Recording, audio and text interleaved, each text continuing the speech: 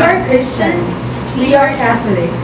Professional Theresian educators. We embrace the innovations and challenges of education in the 21st century. We make learning fun, dynamic, engaging, purposeful, and relevant. We teach them to become critical thinkers, capable of recreating knowledge. We lead students to explore and discover the world.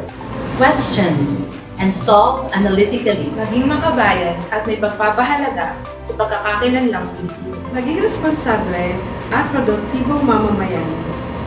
Weave their personal narratives with the stories of the rest of humankind. Craft and create life-giving opportunities.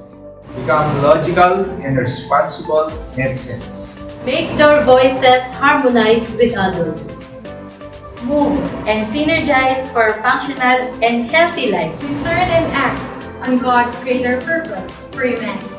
We are their friends, coaches, Listeners and supporters who help them realize their full potential.